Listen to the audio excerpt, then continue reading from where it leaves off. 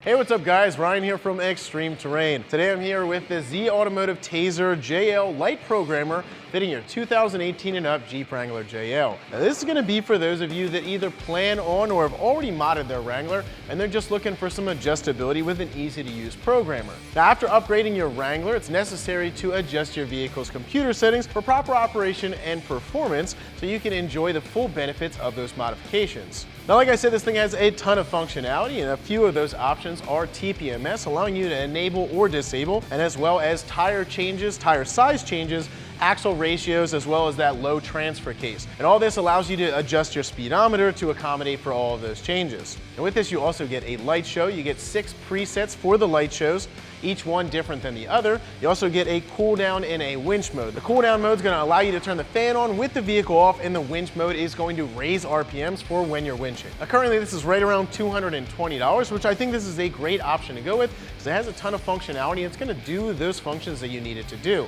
Now as far as installation goes, I'm going to give this a very easy 1 out of 3 wrenches on the difficulty meter, as you can get this installed in just a few minutes. Now with that being said, let's hop into the install.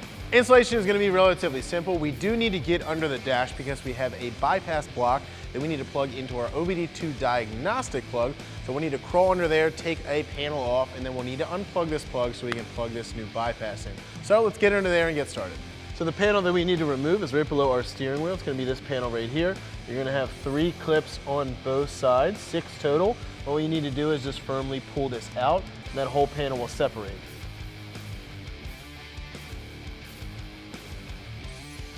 Just like that. After we get this panel out, we can set it aside, reach up in here and get that plug unplugged. So next thing we're going to do is install our bypass plug. Now this is this little plug right here, and that is going to install in both of those plugs that we unplugged, which are the diagnostic for the OBD2. So we're going to reach under there, we're going to plug these in. These are both a different size, so you really can't mix them up. And then after that, we can put that back up into the dash and zip tie it in place. So we're going to go underneath of the dash. As you can see above the OBD2 port right here, we're going to have a plug up here. On the back of this plug, you're going to have 2 black tabs that we need to press in. So we're going to press in on those, pull down on the wiring harness, and get this plug unplugged.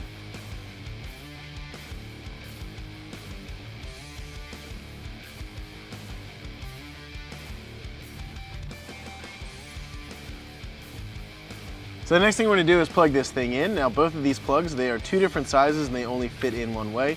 So we're just going to press them in until they click. And you see that thing's going to flash right there. That means it's working, it's powering on. So we're going to shove it back up in there. You can zip tie it in place, and then we'll slap this panel back on. So now that we have it plugged in, the next thing we're going to do is turn it on to the run position. So foot off of the brake, you're going to press the start button once. It's going to go to accessory. Again, it's going to go to run, and then we're going to wait for this screen to power up. Once the screen powers up, we'll use our directional pad over on the left side of the steering wheel to go up to audio. So after you get to audio, you'll press left on the directional pad. That's going to get you into that system. Then we're going to hold down left, and we're going to press the cancel button for our cruise control. This is going to allow us to access the Tazer and cycle through the options.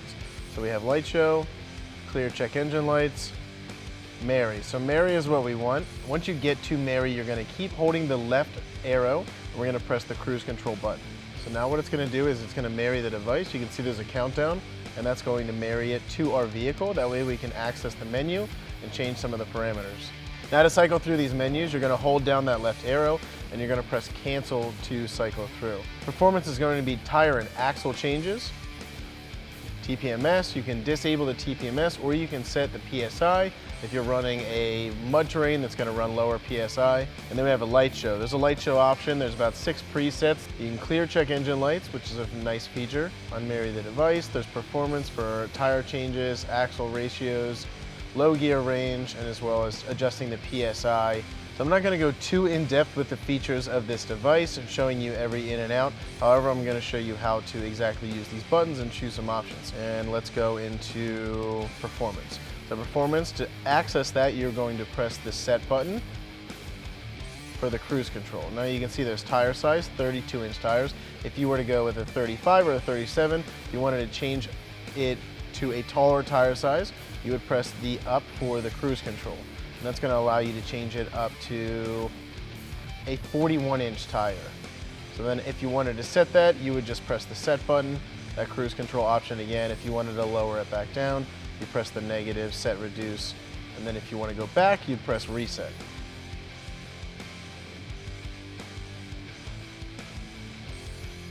That's going to wrap up my review and install. Now for more videos and products like this, check us out at ExtremeTerrain.com.